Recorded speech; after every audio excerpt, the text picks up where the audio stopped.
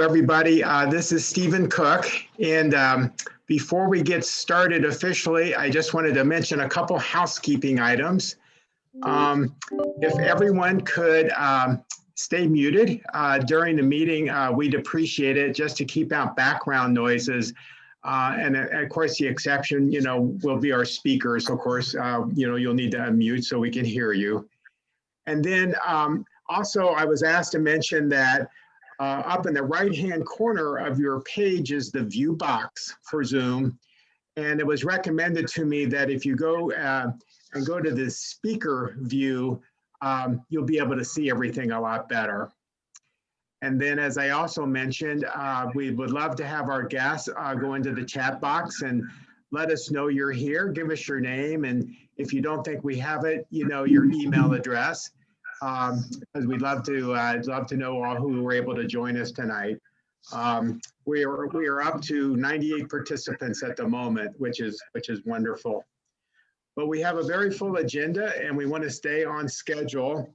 So at this time, I'd like to present our board chair for Big Brothers Big Sisters of Tampa Bay, Kathy Wade. Hello, my name is Kathy Wade, and I am the chairperson for the Board of Directors of Big Brothers Big Sisters. I am honored to call this annual meeting to order. Welcome. January is National Mentoring Month. This is a perfect time for the oldest and largest mentoring organization in Tampa Bay to hold its annual meeting. Now, normally at this time, I would say it's great to see so many amazing people who make Big Brothers Big Sisters the incredible organization that it is. And although I can't see your faces, I know you're just as excited as I am to be here. So thank you for joining us for our annual meeting, where we'll review and celebrate the great work we accomplished in 2020. Yes, we will celebrate 2020. Yes, we did have tough days in 2020. But if you attended our last annual meeting, January 2020, you heard a wonderful presentation from Dr. Jennifer China. The theme of her presentation was, there's more to the story. So to borrow from Dr. China, there's more to the story of 2020 than just the challenges. And tonight is not going to be about the challenges. Tonight is about all that deserves to be honored and celebrated. These are our 2020 highlights. These are the moments that we should celebrate and recognize. But most of all, tonight is about gratitude, because we didn't lose everything. We still have exceptional individuals who make our work defending the potential of the children we serve a reality. And tonight we're going to recognize some of those. We still have a truly amazing staff, incredibly generous donors, amazing big brothers and big sisters, and our littles are still just as fabulous. We still have wonderful leadership council members, passionate community partners, and a strong and dedicated board of directors. We have 32 board members. I've been on the board 9.5 years. I've been honored to chair it for 1.5 years. And let me tell you, this board is all in. And tonight, we're going to honor a few who've gone above and beyond. But now let's celebrate some of the amazing things that we achieved together in 2020 and some of the people who made it possible. First up, our fearless leader, our biggest cheerleader, and our CEO, Stephen Cook. Thank you, Kathy, very much. I'm resisting the impulse to say hello to all of you individuals as I see your names pop up on the screen, because it's been a while since I've seen you, and it's like, oh, there's Otto, and oh, there's our new board member, Maureen, and I missed the reception and opportunity for, FaceTime, but we'll get back to that eventually here. So I wanted to talk about some of our accomplishments in 2020 that we all achieved together.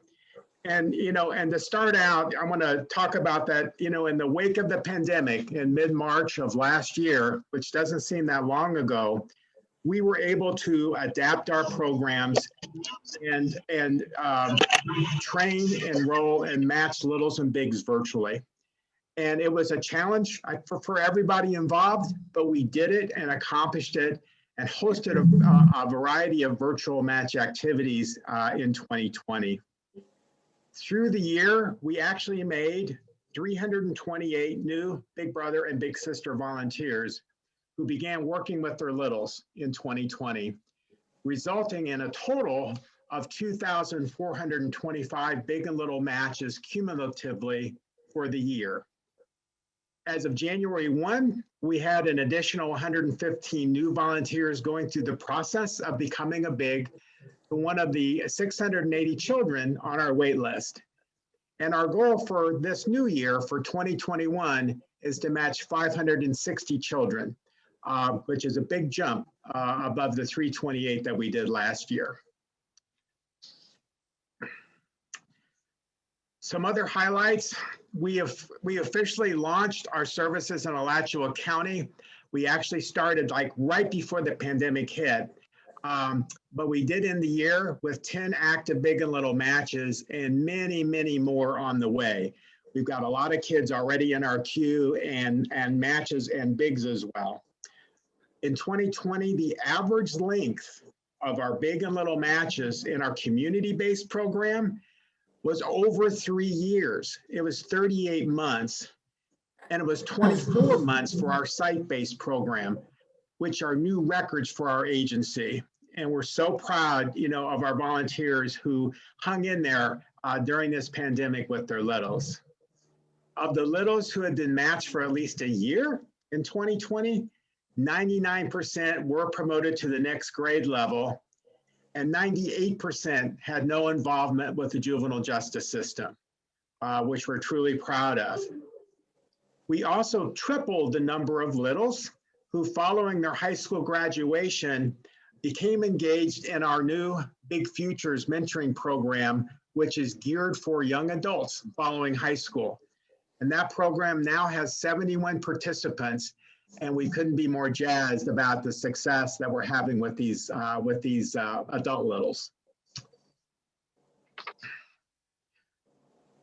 Last spring in May, we also had over 180 of our littles who were in either our school to work mentoring program or other mentoring programs graduated high school, which is a new record for our agency. Our agency continued to focus on issues of diversity, equity, and inclusion, with over 70% of our littles and 30% of our staff being individuals of color. We also ended our third year of a pilot program through our national office focused on increasing access and improving services to LGBTQ+ youth, as well as a partnership with the NFL's Inspire Social Justice Initiative. Our Bigs in Blue program remains strong with more than 80 active law enforcement bigs, mentoring primarily youth of color across our various counties. Thanks in part to a $50,000 matching fund grant from the Triad Foundation, we generated over $100,000 in individual donations in December from more than 220 donors, which is a new 1-month record for our agency. And we thank everybody profusely for their support. Oh, and with our license plate, Big Brothers Big Sisters has a statewide license plate. And by the end of last year, over 7,200 vehicles now carry our Big Brother Big Sister specialty license plate, 1,500 of which are from our agency service area. So statewide, this license plate program now generates over $200,000 for our mentoring programs across Florida. So at this point, I would like to introduce our Chief Financial Officer and Treasurer of our Board of Directors, Sergio Cadavid. Sergio?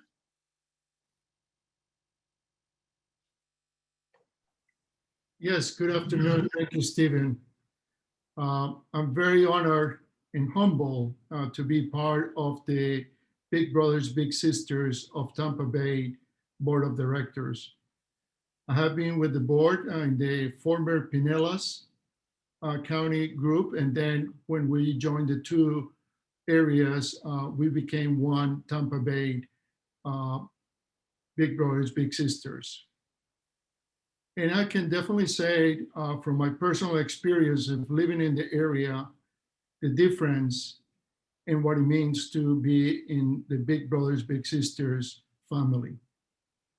Looking into what is the financial situation for Big Brothers Big Sisters of Tampa Bay, the 2019 is actually our fiscal year, starting on September 1st, ending on August 31st, 2020. So definitely our fiscal year was in the midst of the pandemic. And we're going to see how the results that we achieved in 2020, the fiscal year, were affected significantly. Almost a 10% drop. As you can see, our net assets were $416,000 short. And fortunately for us, with the PPP loan, the $744,000 that we applied last year, we got the great news a couple of weeks ago that the SBA, the Small Business Administration, have forgiven the principal and interest on that loan, which is another very positive development for the agency coming into the fiscal year 21. Moving on to our sources, and you can see how we diversify our sources, and from years to years, we have really tried to bring the private funding to be a provider of the funding necessary to run the agency. But there's a great dependency on the government funding, and we'll dive into what that 55% means to us and how important it is for the existence and sustainability of the agency. In particular, and as Stephen mentioned it, the individual given, as you can see, was 8% last year, the fiscal year, and it's very around this 7%. So there's quite a shift sometimes. We're hoping that 2021 fiscal year will be a year that we see a good trend in that particular participation. Corporate and foundation was affected, and we can think that this is as a result of the pandemic and the difficulties that some of the operations in the area have been facing. If we look into the government funding, we see that the local government makes out almost 52% of our government funding. So part of the $5 million, we can say $2.5 million come from the local, from the government, and 50% of that is the local agencies. At the state level, we're staying around the 40%, which is, we have seen and have experienced fluctuations over the years. So we're hopeful that this new year, we will not face any surprises in that end. So I can say that the expenses for the agency are covered rather well. 77% of our expenses are all related to the staff, over 81 individuals, professional staff members of the team. The other 23% is pretty much operating, the background screening, match activities, insurance, any of the operations in the two offices, technology, and other operational expenses. But more remarkable, if we look into the functional expenses, for every dollar that is funded, 85 cents goes towards the programs. 11% is the resource development. This is the blood that comes and helps us maintain the operations to be able to have sources of up to $5 million year over year to run the agency. 4% is related to the My apologies. Hi, this is Brian Lee calling on behalf of. Okay, I'm sorry. Never fails. But the administrative part, a 4% level, I would say, is within the metrics of good practice. So overall, we have a very tight and very lean operation at the Big Brothers Big Sisters of Tampa Bay. Looking into how we measure the sustainability of the program and the agency. One of the goals that the board has had for many, many years is being able to maintain or obtain at least 3 years of operating cash flow. This will provide us enough dry powder in case of any hiccups or difficulties to operate. Here we see that that goal is $1.3 million. With all the operational circumstances that we had lived last year, we even were able to put in an additional $40,000 towards that goal. So overall, we have 57% already in the bank, which is great insurance for the operation and for the well-being of the agency. There's nothing better to have the peace of mind, not to say that Stephen doesn't worry every day about the financial situation, but we focus on the major and the goal of the agency, which are the children. So this is the best way for us to say the finance of Big Brothers Big Sisters are in a sound position and are sustainable going forward. Thank you. Great. Sergio, thank you so very, very much. And I'd like to invite Kathy Wade back to do our first presentation of the evening, the first award presentation. My honor, Stephen. 2021 Board Member of the Year. When this board member applied to join our board in late 2014, here is how she answered the question, why do you wish to join the board of directors for Big Brothers Big Sisters of Tampa Bay? She wrote, the future is in the hands of those who are children today. Each child possesses innate and learned talents that must be fostered for them to achieve their true potential and a vision of future for them that may be very different than their short lives have shown them. One-on-one mentoring relationships clearly make a difference. Although I personally have not faced the level of adversity some of these children have experienced, I can attest to the positive impact mentoring has had on me throughout my life. Big Brothers Big Sisters does an excellent job of creating relationships in a responsible, secure, and thoughtful manner that gives the children more opportunities to unleash their talents. In other words, I believe in the mission and would be honored to make a contribution from a leadership perspective as a board of director member. This individual had never served on a not-for-profit board before, and following her election to our board, took advantage of the board workshops we offered that provide in-depth training that is Big Brothers Big Sisters specific. However, she did not stop there and also took advantage of additional board training offered by our not-for-profit leadership center here in Tampa, as well as from the Community Foundation of Tampa Bay. She soon became a trainer herself on board member best practices during our agency board workshops, which we hold twice a year. This individual also took on different leadership roles for our agency, starting out as our board secretary for 2 years, followed by chairing our board governance committee, which is responsible for recruiting, training, and overseeing the performance of our board members.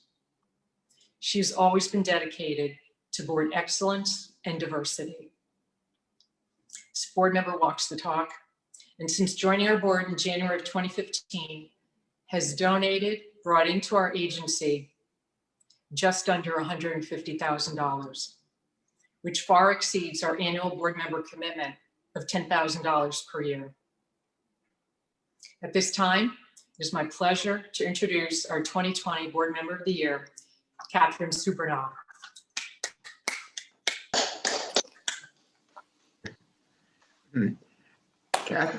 Catherine, would you like to say a few words? Well, needless to say, I'm completely caught off guard, and I'm so honored. You have no idea. And I'm the female. The male is my husband. I just wanted to make sure that's clear. Thank you so much. I can't believe it. It's been a wonderful journey.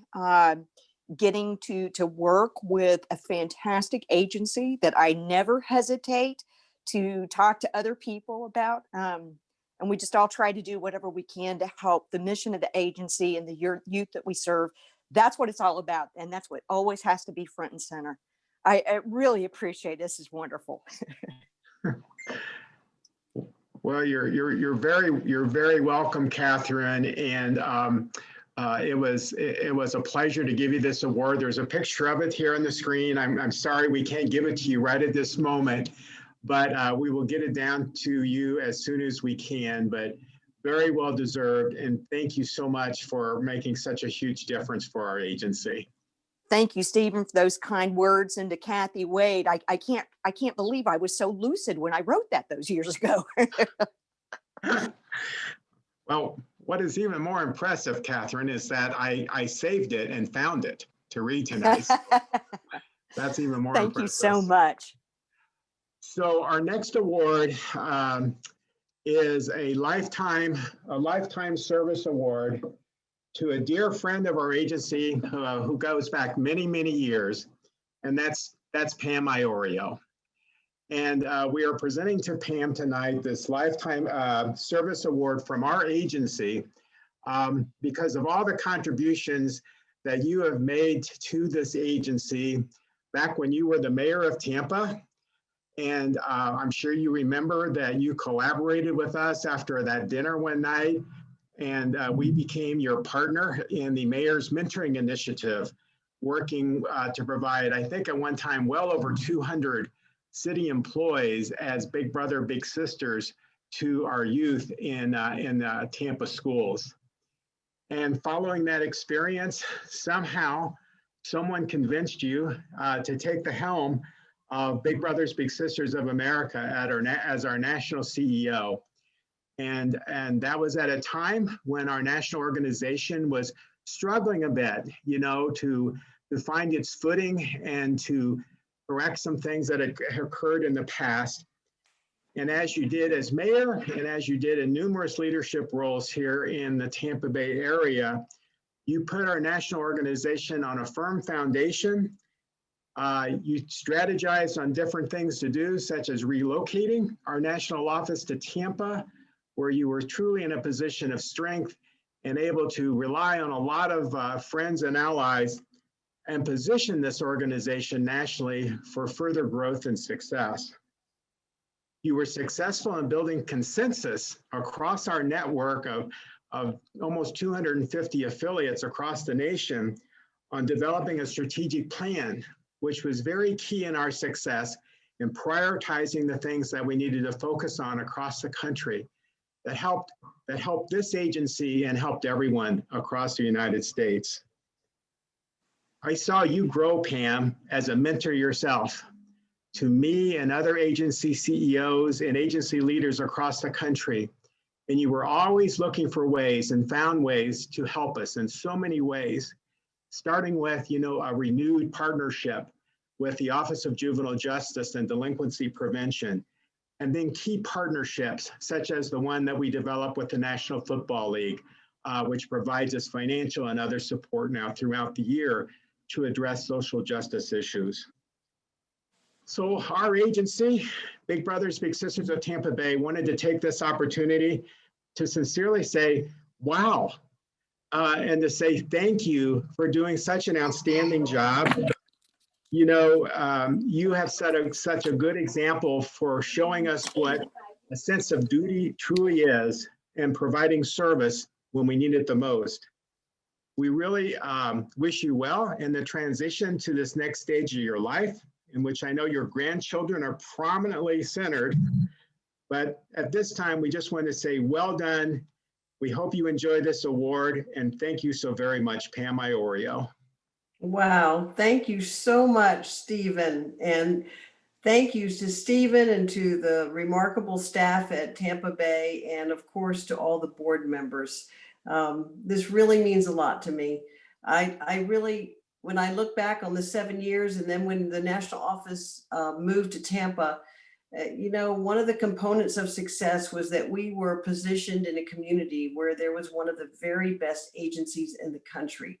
And so I could always point to what Tampa Bay was doing and the kind of leadership Tampa Bay had as an example to other agencies across the whole country. So it always made me extra proud that we live in a community where there is one of the most successful agencies. So I can't say enough about what I think of Stephen and his friendship and his support. He always steps up when we need him, even if it's something that is just extraordinary that we're asking him to do. He always says yes. Board members, you may not know how Stephen interacts with all of his peers across the country, but I can tell you that he is greatly admired by his peer group. They look to him when he speaks. He's the kind of person who doesn't speak all the time, but when he does say something, they listen, and it often changes the course of conversation and the direction. So you have in Stephen a terrific first-class, first-rate leader, as well as the staff. I mean, your staff at Tampa Bay is also remarkable.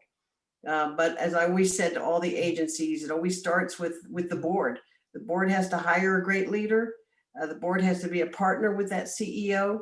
And the board really has to be ambassadors and advocates in the community. And that's what all of you do. All of you, you're an outstanding board. And I thank you for that commitment. I leave Big Brothers, Big Sisters of America with a very full heart. And I know it's in great hands with Artis Stevens, our new CEO. But I have pledged to be a lifelong ambassador of Big Brothers, Big Sisters, because the mission is so incredibly important. So this award means a great deal to me. I want to thank you and know that I'm always rooting for you. I'm always behind you. And I appreciate everything that everyone does to make this mission come alive for the young people that we serve. Thank you, Stephen. Well, thank you so much, Pam, and thank you for those kind words. And we definitely wanted to be part of a really big send-off for you. So, and we'll get this award delivered to you here in the near future. Thank you. Yeah, it's beautiful. I have it sitting here on my desk. I may keep it just for a month or so because I really like it. But I will get. You can keep it. You can borrow it. It'll be like the Stanley Cup. It can travel. It can travel. Yeah. All right. That's good. Well, thank you so much, Pam. Thank you. And you know, speaking of great staff, you know, I now want to turn the program over to our fantastic Senior Vice President of Program, Jennifer Libby. Jennifer is a 20-year plus veteran of this Big Brother, Big Sister agency. She has held many roles over the year and provided great leadership and vision and hard work. She's been a big sister twice around, and just everything about Big Brothers, Big Sisters she loves and tries to make it better each day. And Jennifer, I know now that you have some recognition you want to give. Yes. Good afternoon, everyone. As Stephen said, my name is Jennifer Libby, and I have been lucky to be part of this wonderful agency the last 21 years. Wow, what a year 2020 was. I have to say, I could not be more proud of our agency and our amazing staff here at Big Brothers, Big Sisters, and how we truly did come together this past year. We had to adapt and challenge ourselves in the ways we've never had to do so before. And I know we truly have grown stronger as an agency and as a team this year. We have caring, dedicated staff who truly believe in defending the potential of each little and supporting each big in all their efforts to do just that. Last year, we had several of our employees who celebrated service anniversaries of 5 years or more. So we'd like to take a moment to recognize them. Celebrating 5 years in 2020, Corrine Alexander, Catherine Dills, Tiffany Hagar,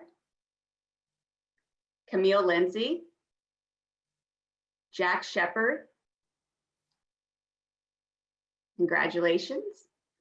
Celebrating 10 years in 2020, Dorothy Mitchell. And celebrating 15 years in 2020 is Donna Gans, Leslie Lee, and Desiree Ross. Congratulations to all of you. We appreciate your dedication and service to our kids and to our agency. Now on to our Sweet Alice Award. All right, this award recognizes program staff who demonstrates the core values of our Pinellas County founder of Big Sisters, Sweet Alice Young. And I believe that is Sweet Alice Young right there on the screen, rappelling down the building. So she's pretty amazing. Over 50 years ago, Alice, a young woman from Clearwater, heard about Big Sisters in Tampa and thought there must be little girls in Pinellas County that could use a big sister. So Alice gathered 30 of her friends together and just like that, established the Big Sisters of Pinellas. In fact, Alice became the first big sister of the club. In fact, that is a picture of Alice right there. So there she goes. All right. Here we go. I have to keep scrolling down. Okay. Today, there are thousands of children in Pinellas County who have had a mentor in their lives thanks to Sweet Alice. Alice has personally shown us the long-term community impact that one individual can have. Sweet Alice's value and care for all children form part of the foundation and structure of our culture. So we'd like to recognize our 2001 award recipient, and I'd love to tell a little bit about this person. The Enrollment and Matching Specialist has been a valued member of the Big Brothers Big Sisters of Tampa Bay staff since 2006. She first joined our agency as an intern and has excelled in many roles over the last 14 years. As the first contact with many of the agency's prospective bigs and littles, her caring manner, patience, and attention to detail have resulted in hundreds of quality matches, many which continue today. She embraces her role as a key agency representative and takes great pride in treating everyone she encounters with care and compassion. She provides accurate and timely information to everyone's questions, and if she does not know the answer, she will definitely go out of her way to research it and provide the proper response. She does an exceptional job making parents feel comfortable about enrolling their children in our mentoring programs. This program member is also an incredible team player. She's always willing to lend a hand to anyone in need. She volunteers at many match events and typically is the first one to arrive and the last one to leave. A lover of the theater and the arts, she voluntarily hosts match events with the Straz Performing Arts Center each month.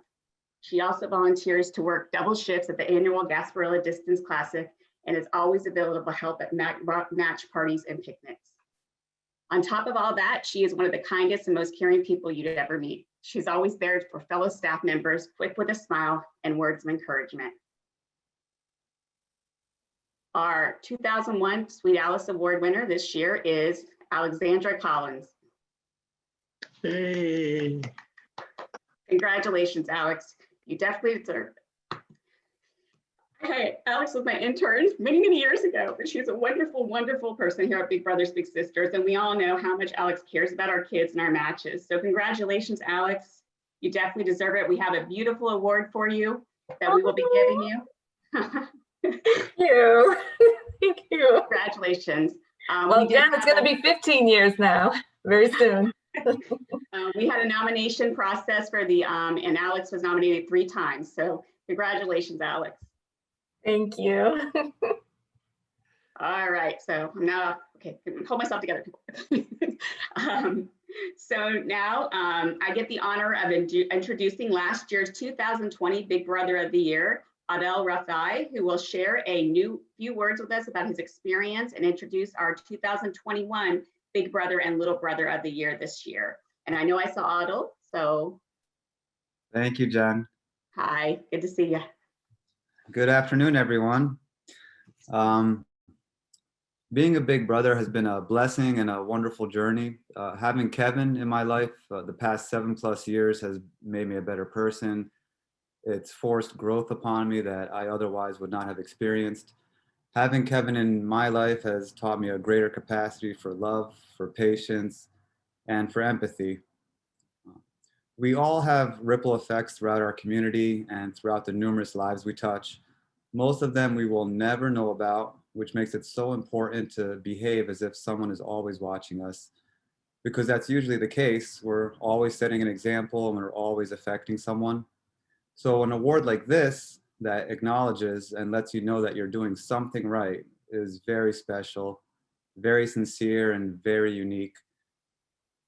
Being the Big Brother of the Year was an incredible honor for me. It was a unique situation having it occur during a pandemic, but I believe it gave me focus and purpose. The 2021 Big Brother of the Year is no doubt extremely deserving of this high honor. I am proud to be a member of this club, and it is my honor to introduce the 2021 honorees. So now let's meet the 2021 Big Brother and Little Brother of the Year. So I met James, it was 5 years ago, and we realized pretty quickly, I think we both like sports. James was into football. We've enjoyed doing a lot of different things over the years, whether, we went to the Steven Souza and the Rays event. We've done Bucks games, Rays games, Lightning. One of the first things we did, which was cool, was we did a Harlem Globetrotters game, and that was kind of neat. I still have pictures of James when he was like this tall, taking selfies with the Globetrotters. When we first got together, I was going through a loss of my father. It was just a rocky situation at times, but there was very high highs and very low lows. But it was just like, for him to be able to pick me up at least once a month and take me away from that type of stuff, it just really helped me out. Like, I can be a kid again, and I have to always just be stuck up and just always shouldn't have to look over my back. It was just really calming for me. I think I just try to remind him of everything that he has going for him, make sure that he keeps his head above water, and that look at your future and don't ever let anybody else take that away from you. I remember the first day we met Chris. I came to our house and both of them had the biggest smiles ever on their face. They sat there together and within seconds started talking football. That really helped James open up, and he sees himself go to college football. And in the past, it's always been just so that he could play. And in a year and a half, it hasn't just become that. In the year and a half, it's become more that he realizes, me being a single mom, I can't put him through college the way I should or need to. And he more so that he could play as much that it used to be. It's now at his age, he understands that this is his road to college. And he wants to go to college so bad. He wants to be a marine biologist. When I need to, I can call him, talk to him whenever I need to, text him about school, personal life, football, anything I really need to. You go in wanting to help somebody, but you realize that you get as much out of it as the other person. I think it's an experience where you're constantly spending time with somebody and getting to know somebody that you've never met before, and you end up benefiting equally yourself, if not more.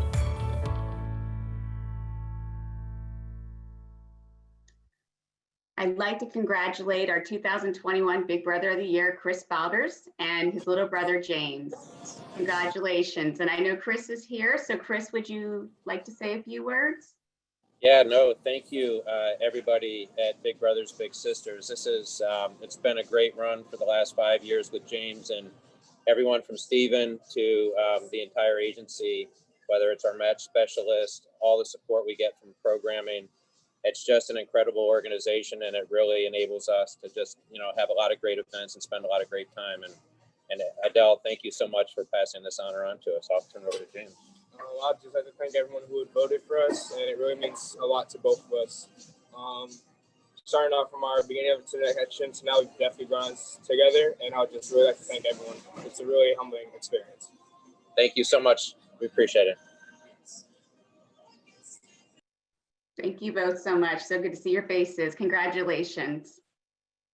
And now I would like to introduce our Big Sister of the Year for 2000, Emily Bringer, who's going to announce our Big Sister of the Year and Little Sister of the Year for 2021.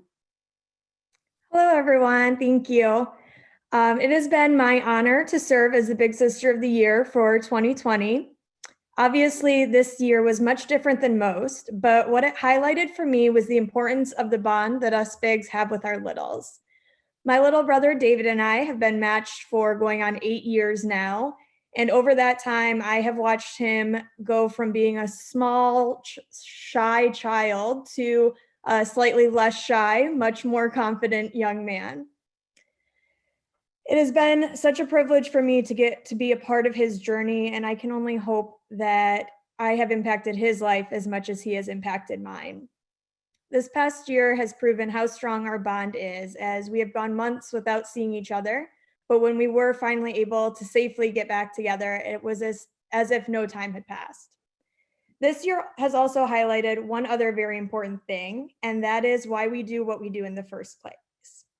The fancy galas and tickets to sporting events and unique experiences are amazing and very appreciated, but the reason that we volunteer, the reason that we are bigs, is not because of any of that.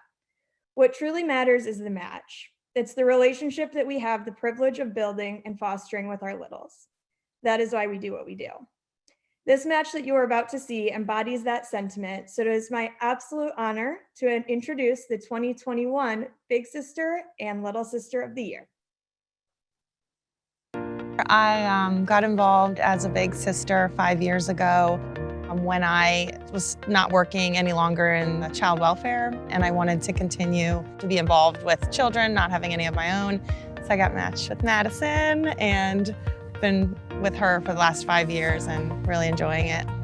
I was really little, and the first thing I was like, oh my gosh, we're going to the park. This will be so fun. I was really excited.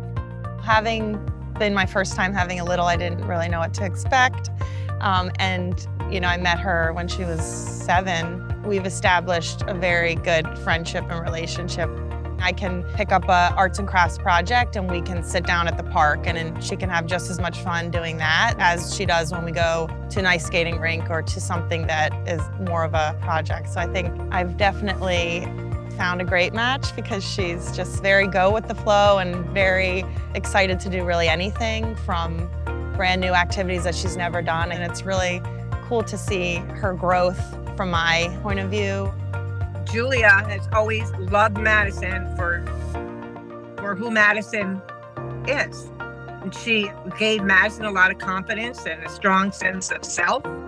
I learned most of my confidence and probably arts and crafts. That's the only reason why I have an A in art right now. She's like way more funnier and she's way more happy. When I'm with her, I'm not thinking about work or bills or deadlines or anything like that. I'm thinking about spending time with her and enjoying that time. And it does make me happy. If I'm having a bad day at work on a Friday and I know I'm gonna do arts and crafts with you on a Saturday afternoon, then I definitely look forward to that. I didn't understand what I was really little, so I just thought I was meeting up with somebody to meet and have fun with. But it turns out now that we're 5 years now, it feels awesome because it's not one person that you see and go. It's one person that stays there and supports you through anything.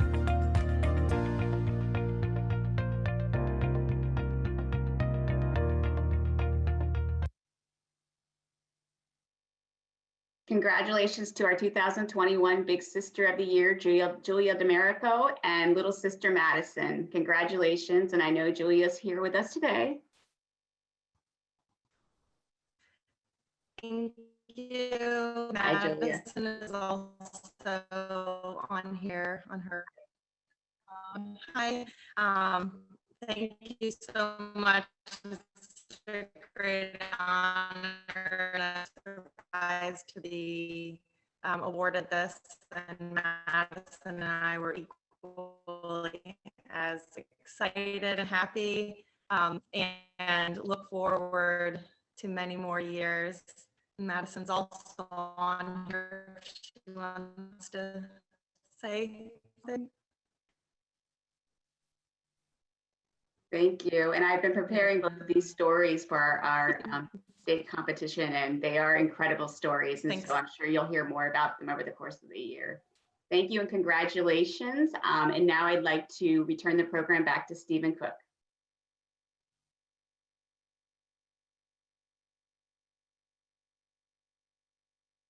If he's going to be unmuted. Hold on. There we go. Sorry about that. So what happens now with our bigs of the year is we submit them formally to our State Association of Big Brothers Big Sisters of Florida. And then our state association determines from all our 11 Florida agencies who will be our Big Sister of the Year and Big Brother of the Year from the state of Florida. And then that nomination goes to our national organization, who determines then the national Big Brother and Big Sister of the Year, who will be announced at our national convention, which is typically at the end of June. So, and we're hoping that that'll be again in person this year, but we're still waiting to hear how that goes. So, Mandy, I know you're on the line with us too today. And I don't think Artis is with us yet, but correct me if I'm wrong. I'm scanning our list here. But we'll just wait here a little bit. While we're waiting, Jack, could we go to the slide after Artis to talk about our promotion we're working on? Very good. So we, of course, are very excited that our Super Bowl is going to be in Tampa and that the Tampa Bay Buccaneers are going to be playing in the Super Bowl. I mean, how great is that? I think we're all pinching ourselves that this is really happening. But it's the 55th Super Bowl. And to celebrate, we are doing a special recruiting program to try to bring in at least 55 men to become new Big Brothers during Super Bowl week. And we're focusing on men because we always have such a larger number of boys on our waiting list than girls, because the women guys are beating us. They're volunteering in bigger numbers and faster. So we want to use the Super Bowl to try to supercharge the guys. We're going to have a virtual orientation every day next week, Monday through Thursday from 5:30 to 7. The link is on our website, but it's a great special promotion. We're giving out some special prizes, I think, associated with this. Levante David is lending his support, who is a huge supporter of our mentoring program here in Tampa.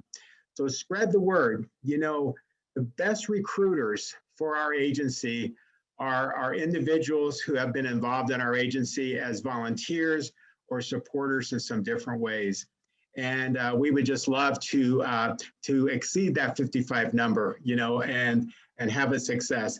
And you know what? I think that'll bring us extra good karma and help the Buccaneers win then at the Super Bowl as well. That's my theory. I'm going to stick with that.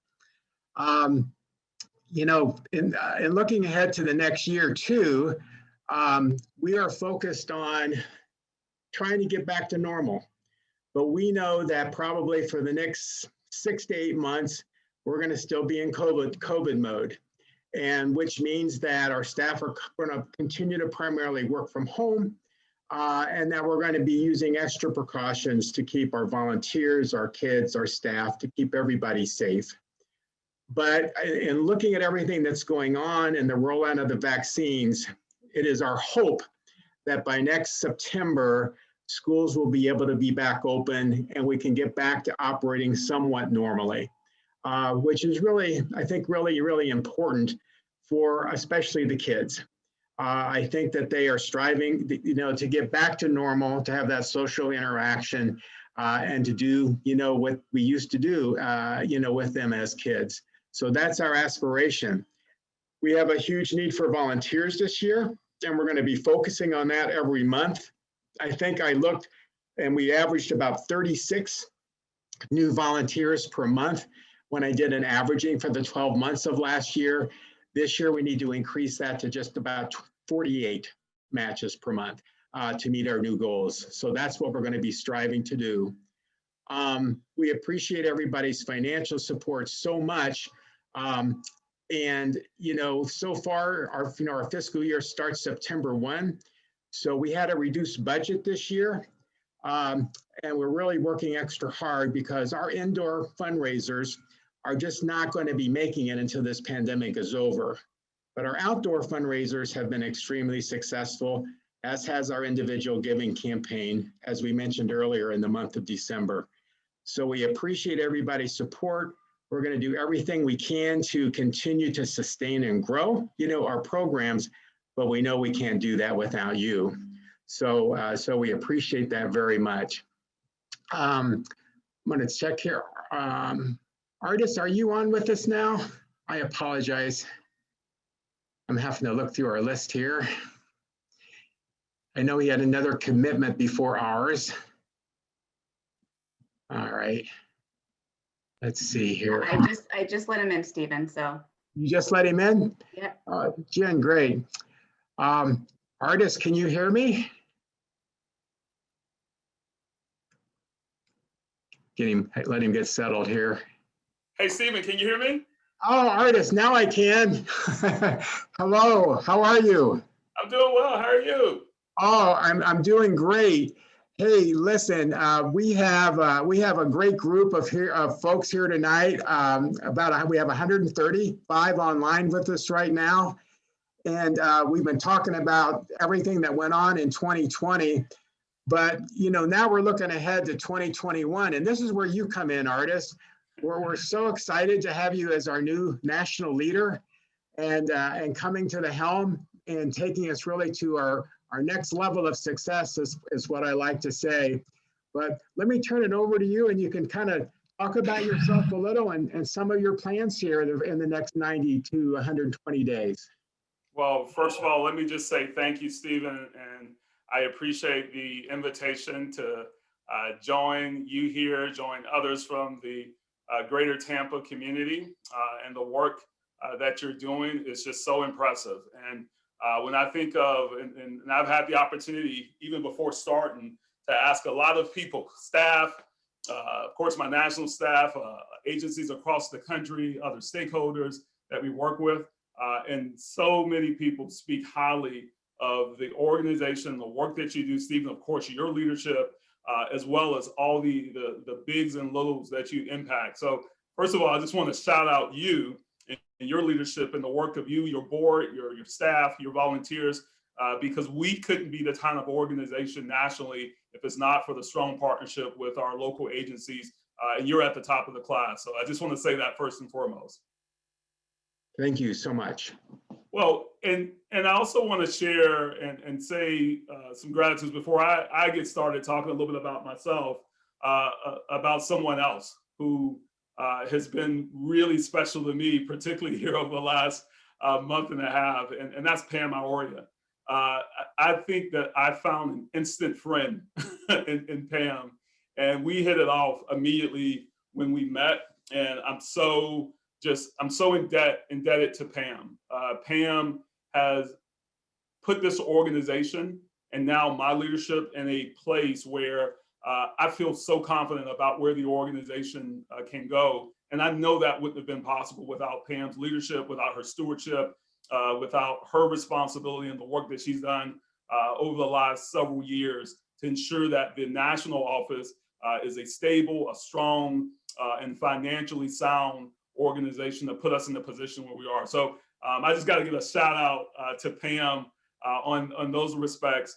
And Pam and I talk a lot about, we've been talking about, we're both presidential history buffs. So we've already put it on our notes that we're going to spend some time as I matriculated to Tampa to talk a little bit about presidential history, as well as some other things where she'll be showing me around too. So I'm looking forward to connecting with Pam more. And one last thing I want to say is, I will say, Stephen, to you and the team here, I am also particularly indebted to you because without Tampa, I wouldn't have a huge number of amazing national staff that I'm excited about. I mean, from Mandy to Deanna, I mean, the list goes on, but some incredible talent and incredible people. And they were born and bred right there at the Tampa organization. So I'm in debt to you all on a lot of reasons, for a lot of reasons, a lot of occasions. And I'm looking forward to thanking you in person, particularly as this pandemic sorts itself out and we address some of the issues that are in front of us. So let me start here. And I certainly won't be long here. I know that you've all been enjoying the program, and I'm sorry I couldn't have been here for the entire program. I'm actually 4 days. I'm 4 days in. So I'm working the rounds here, as they say, but I couldn't miss this. When Stephen invited me, I wanted to make sure that I was here to speak to you. I wanted to make sure that I was able to be a great partner with Stephen from day one, or day 4, I should say. And I'm excited to share a little bit just about my story. And some of you may have heard this. So I was actually born not too far down the road from Tampa, Jacksonville, Florida. So I'm a Florida boy by birth. So let me make sure I'm being very clear about that. By birth, I stayed in Florida, moved to Southeast Georgia in middle school. Actually came back for a year in high school from the south side of Florida. Yeah, someone put Duval County. There you go. I went to Sandalwood High and played ball there for a little bit as well. But I am the son and grandson of preachers. And so I always tell this story that I grew up in a very large family. There was 8 of us in our household. I was the youngest. So I grew up with a lot of feet in my face because I was sleeping in beds with 2 or 3 people at the time. We were a family of modest means, but we were incredibly rich in relationships. And that's always what sticks with me. That's what's always sort of has driven me. But one thing I remember in particular is that I mentioned to you, my dad was a preacher. My mom was a missionary, so the church was always the center of my upbringing. My siblings all had musical talent, except for me. I was the only one, I will say it again, the only person that did not have musical talent in my household. So there I was sitting in church. I would be on the back pew because everybody would be up front singing and performing and looking like the Jackson 5. And then there would be me sitting in the back, not the other kid. So I remember one day I was asked to give a Sunday school lesson. And, I didn't know what to say, but I got up and I did the Sunday school lesson. I had my head down for a little while and I started talking some more and I started talking some more. And then all of a sudden I looked up and I saw the entire church on their feet giving me a standing ovation. And then all of a sudden people started pointing at me. Oh, you're going to be the next preacher. That's what you're going to be. You're going to be the next preacher. So there I was thinking, I was 7 years old and I was thinking, next preacher, what do they mean? So I went to my dad and I asked him, I said, so everyone's saying I'm going to be a preacher like you. Does that mean I have to follow in your footsteps? And I'll never forget what my dad told me, because these are words that stick with me, have stuck with me to my entire life. He said, son, everyone has their ministry in this world. You have to find yours. And that was not only a directive for me, but it was freeing for me. It gave me the inspiration to find my own way, to be guided. It also gave me the sense of really going into this path where I had people who connected with me, and a family that was not only the family that I grew up in, the family that was related by blood, but the family that I had that was extended, a community of network of people. I joined the youth development organization when I was young because my mom and my dad put me in there for a reading program. But then I saw people coming in and out, and they had these big brother, big sisters shirts on it. And I remember just those mentors coming into the youth development program. And I remember just the idea of the connections in my community, the network that I had. We used to call it the auntie and uncle network, right? People that you didn't even know when you went out into your community, you maybe did something you were not supposed to do, and you got back home and your mom and dad already knew about it because someone picked up the phone and called them. The reason I'm sharing that with you is because 2 reasons. One, that story about my ministry is about young people. My ministry is about empowering young people. But I had to have a spark. Someone had to be that catalyst to say, you know what, you do have the opportunity to do that. You can create your own path in your own direction. And I needed to have a community around me. And that community wasn't just my family. It just wasn't the people that was closest to me by my blood. We're all fortunate to have that, but too many kids don't, right? Too many kids don't have that village, what I call that connection, that auntie and uncle network that allows them to grow, allows them to develop and prosper and grow and find their own way. That's the power of big brothers, big sisters, right? It's the power of relationships every single day, every single impact. I know that firsthand because I've been in youth development for 25 years and I've seen it firsthand. I know what it feels to grow up in the community and get your first job and think that when you were hired, you're realizing I was hired, and the way that you got recruited is because the person who hired you took you to a public housing community and to a playground and said, hey, I did my homework on you. I want you to come and change this community because this is the playground that you played in when you were a kid. I know what that feels like. I know what it feels like to see my wife, who's a Spelman grad, who went to Florida State University for both her for her master's degree and doctorate degree, and her first job out of her doctorate degree was working at the Big Brothers Big Sisters of Big Bend and having the connection there. And when I actually interviewed for this job, my biggest coach and biggest proponent was someone who was giving me the Big Brothers and Big Sisters way because she had worked there. I know what that connection feels like. But I also know what the connection feels like for kids who don't have and who don't have the opportunity. I know what it feels like to feel like maybe you don't have the hope, you don't have the opportunity, because I saw it in my own community at times. I saw it with my friends. I saw people who had just the same amount of potential, smarter than I was, more driven in some ways than I was, but chose that wrong decision because they didn't have the right relationships and the right people in their lives. And I know the difference that it makes. And I know the difference in the make when you can have that presence and you can have that deep emotional connection with a positive adult in your life. That's what this organization does. That's what this mission is doing and will continue to do for young people and changing their lives.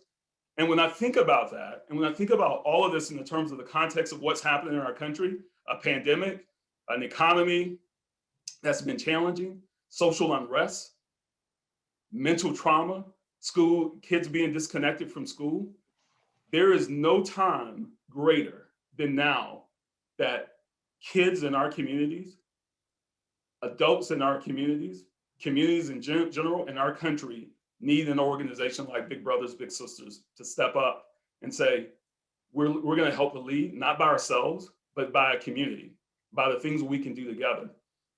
That's why I'm in this role. I'm in this role because of the will, the intention, and the desire to ensure that I'm doing my part, that I'm hoping to lead with the experience that I've learned, the opportunity that I've been given to lead others and to partner with others, and most importantly, to serve others. And that starts with our young people, and that starts with the community that needs us most. And that's what organizations that like Big Brothers Big Sisters of Tampa are doing every single day, and I want to be there to support.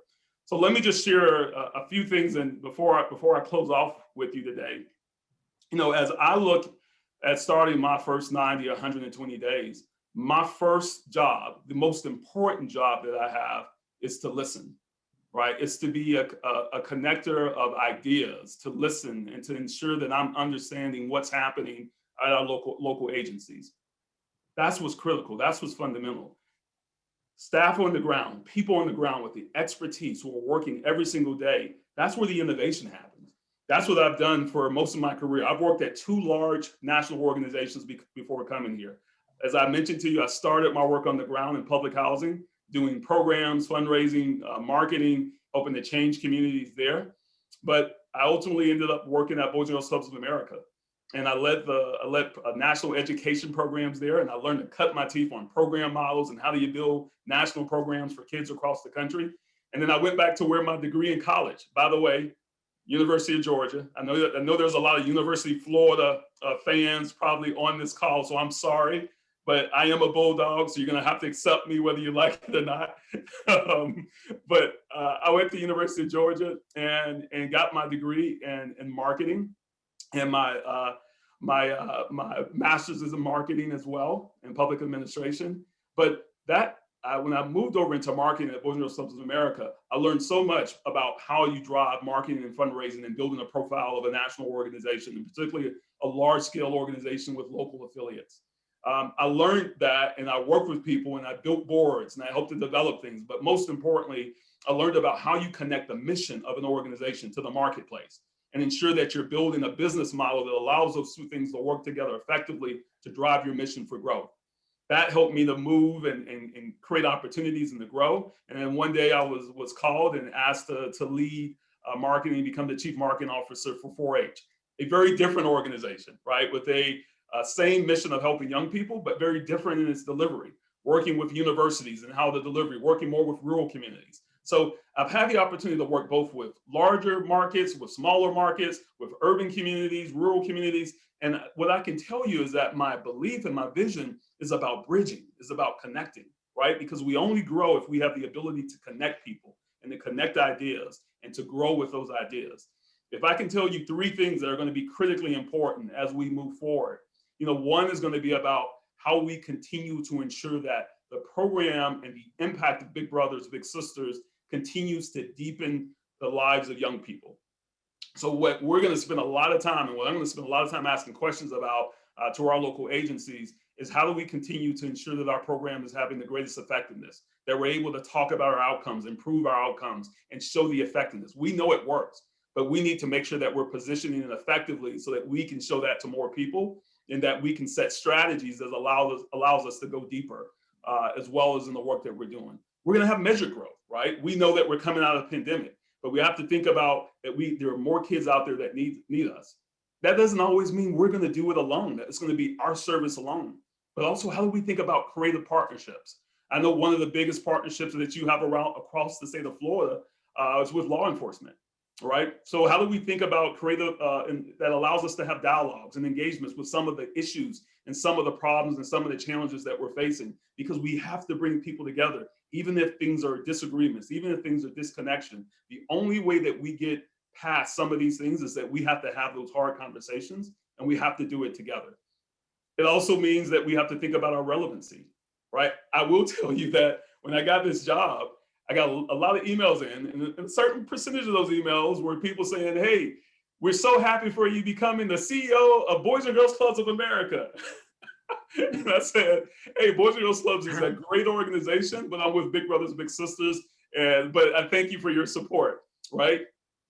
And it's okay that we're all family, we're all doing great things for kids, but we also have to be able to differentiate ourselves. We have to be able to clearly communicate our impact and why the importance of one-to-one mentoring, why the importance of what we've been doing for more than 100 years, why the importance of our historical significance of being born in the criminal justice system, and why that's so relevant to today and reaching the young people who need us most. The third thing I want to share with you is an organization can only go as strong as its revenue and its financial stability, right? So for me, the capacity to be able to drive on financial stability, revenue, and fundraising, all those things work together in terms of our ability to really think about it. There is so much opportunity. One of the biggest places that I will tell you, just walking into the organization, that I see opportunity, because I saw it. I think I received close to a couple thousand emails when my announcement was made, and my inbox just filled up. I will tell you probably 75% of those emails were alumni telling me about their stories. It was young people who were littles. It was people who were bigs. I think most of them were bigs, actually. And they said, I want to tell you about my story. I want to tell you about the young person who was my little, and the experience and the connection I still have with them today, right? There's so much dormant power out there in our alumni and the people who've experienced this program. But we have to create that national scale that allow people to come back into the fold, to say, hey, this organization, this mission made a difference for me. Now I want to get back to make a difference for kids in the future and to advance them. To do all those things, you got to have the right resources and the right capacity. And that's why all these things are working together. Strong program, the profile and raising our profile, the revenue that we fundraise, and the ability to financially steward our organizations effectively are going to be critically important. We don't do that. You're only as strong as your agency network. Where our agencies are strong and our capacity in our agencies are strong is the ability for this mission to be strong. So that means being strong in our financial stewardship. It means being strong in the technology that allows us to complement and supplement the things we do, whether it's from a programmatic, volunteer, or fundraising standpoint. It means being strong in safety and ensuring that we don't deviate from the sense that most importantly, the most important things we do is keeping the kids safe before we do anything else, right? And it doesn't deviate from the sense that we have to ensure that we're continuing to build the fundamental foundation and capacity of our ability to deliver, and that's with our volunteers, right? And then continuing to ensure that they're technically supported through our staff on the ground, and we're building the capacity through our staff to support that. So that's thoughts that I have. And there's going to be much more as I learn and as I go through this process to really bring those things together. And the last thing I'll say to you before I close is that I'm excited to make my way to Tampa, right? To learn from you, to meet you, to share more with you about my experiences. But very importantly, just as I'm doing in this 90-day sort of listening session and listening tour, I'm excited to do that as well as I go around Tampa. And hopefully, Stephen, you're gonna give me some introductions around town as well. But I'm excited to do that. I'm excited to meet many of you. So it's virtual right now, but hopefully pretty soon, as I have some opportunities to make some trips and make some visits to Tampa, we'll be able to meet in person, and I'll be able to get to know you a lot better. Thank you so much for hosting me and allowing me to be part of this program and being part of your community tonight. Wow, Artis, thank you so much. That was wonderful, and I don't know about everybody else, but I'm super jazzed. I really am, and I cannot wait for our discussion in the morning. You know, I know we have a meeting scheduled at 8 o'clock, and I'm looking forward to that. And I'm really looking forward to working with you and introducing you to Tampa. And welcome to Tampa. We're so happy to have you coming. So I thought, you know, things happen for a reason. And our big sister of the year's little sister wasn't able to be on earlier, but Jen Libby told me that she actually was able to come on now. And I thought it'd be nice to close tonight with the voice of one of our children. And that's Madison, Julia's little sister. So Jen, do you want to coordinate that? Sure. Hi, Madison. I'll unmute you. Thanks for coming. All right, there you go. Thank you. I wanted to come on here and say I love this program and thanks Julia for spending time to me, and that wouldn't happen without you guys. Thank you so much, and helping other kids like me find inspiration. Well, that's great. Well, Madison, thank you so much for sharing those words with us and being with us here tonight. And we're so proud of you and your big sister. And congratulations. And so with that, we're going to close out our annual meeting. Thank you, everyone, so much for attending and participating. If you didn't have a chance yet to put your name in the chat box to let us know you were here, along with your contact information, do that before you leave. And again, thank you so much. And let's have a great 2021. Thank you so much. Bye-bye.